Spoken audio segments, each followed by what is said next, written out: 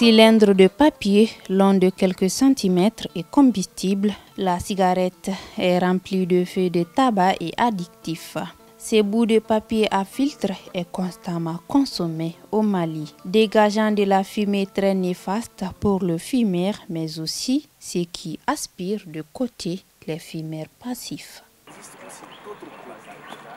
La fumée est nocive pour la santé, non seulement du fumeur, mais de ceux qui sont à côté du fumeur. Les maladies que la cigarette donne à celui qui fume, c'est les mêmes maladies que la cigarette donne à un fumeur passif. Donc le fumeur actif, c'est qui? C'est celui qui est exposé de façon directe et de façon volontaire à la fumée du tabac. Lui, il fume. Et le passif, c'est celui qui est à côté, qui ne fume pas, mais qui est exposé à la fumée de la cigarette.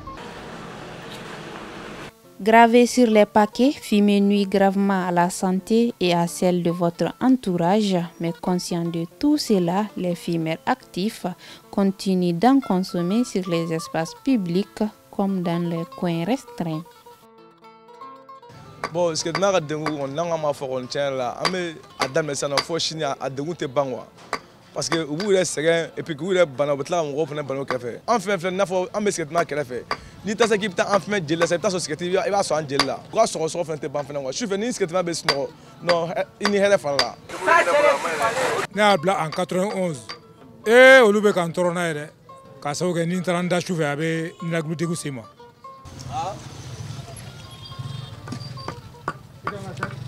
Tiens, ma mi jamala gama jamama. Bon, al ne mun flane bolo san ne a mi jamala. Na ne a shige munga, o be musama, net sogo sama parce que avec a bonne kono. Ma belle juru me sigati mina parce que ne a shige munga, a tiki be molay ma ka fa na boya ageta. Et s'agissant des conséquences sur la santé, la cigarette est responsable de plusieurs maladies. Parmi ces maladies, il y a ce qu'on appelle les maladies cardiovasculaires. En plus des maladies cardiovasculaires, il y a les maladies de l'appareil respiratoire. Là, on peut parler de la bronchite, aiguë ou chronique. On peut parler du cancer bronchopulmonaire. On peut parler de bronchopneumopathie chronique obstructive, dont la finalité, c'est l'insuffisance respiratoire chronique, dont la prise en charge va nécessiter des coûts financiers très lourds. Portant atteinte à la santé de l'homme, les dégâts de la fumée de cigarette sont énormes. Que dit le rapport des organismes en charge de la lutte contre ces fléaux en termes de statistiques? Dans le monde entier, selon les rapports de l'OMS, au jour d'aujourd'hui, il y a plus d'1,3 milliard de personnes qui fument.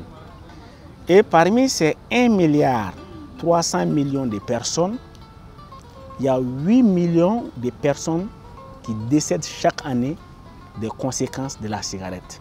Et parmi ces 8 millions, il y a 1,2 million de fumeurs passifs.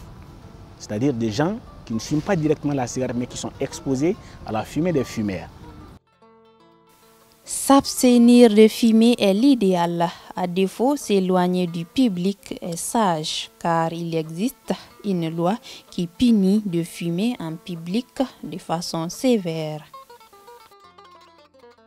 Les conseils qu'on donne ici, d'abord les fumeurs, c'est d'arrêter de fumer.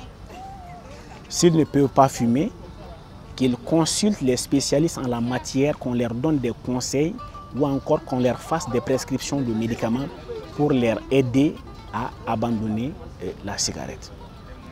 Maintenant, au-delà de tout ça, s'ils continuent à fumer, il faut qu'ils fument là où il n'y a pas de passants, là où il n'y a personne.